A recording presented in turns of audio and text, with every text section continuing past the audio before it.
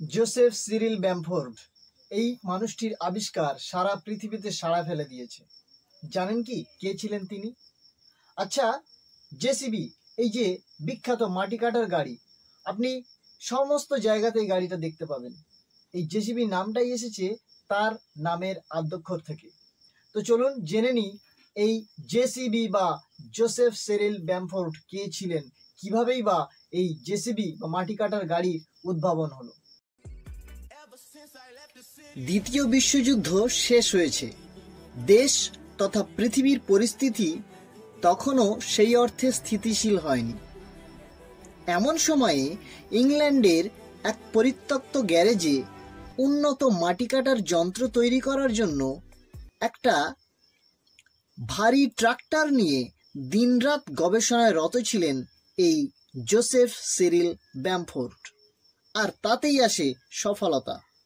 সারা বিশ্ব আজ মাটি কাটার ওই ভারী যন্ত্রটিকে চেনে তারই নামে, অর্থাৎ জেসিবি বা জোসেফ সিরিল ব্যামফোর্ড নামে। 1945 সালে ইংল্যান্ডের স্ট্যাফোর্ডশায়ারের ইউটক্সিটারে 12x15 ফুটের একটা পরিত্যক্ত গ্যারেজে তিনি তার কাজ শুরু করেন। এখানে তিনি একটি $2.5 দিয়ে কেনা সেকেন্ড হ্যান্ড একটি ওয়েল্ডিং সেট নিয়ে তার প্রথম গাড়িটি তৈরি করেন। গাড়িটি হলো ট্রিপিং টেলার।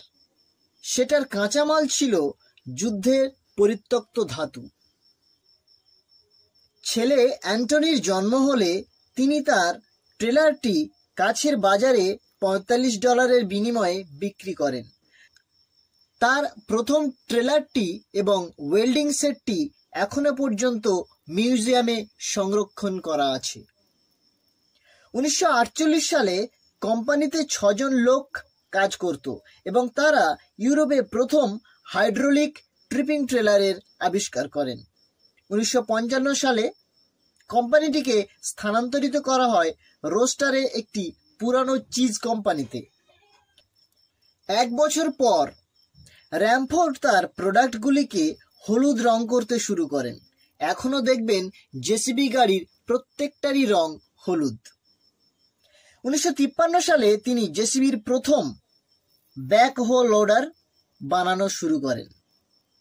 1957 সাল থেকে এর ব্যবসায়িক যাত্রা শুরু হয়, আর সেই থেকেই সারা পৃথিবীতে এই জেসিবি গাড়ির রমরমা ব্যবসা। তো বন্ধুরা, কেমন লাগলো ভিডিওটা অবশ্যই কমেন্ট করে জানাবেন। আপনাদের মূল্যবান কমেন্ট আমাকে নতুন ভিডিও বানাতে উদ্বুদ্ধ করে। ভালো থাকবেন সবাই, ধন্যবাদ।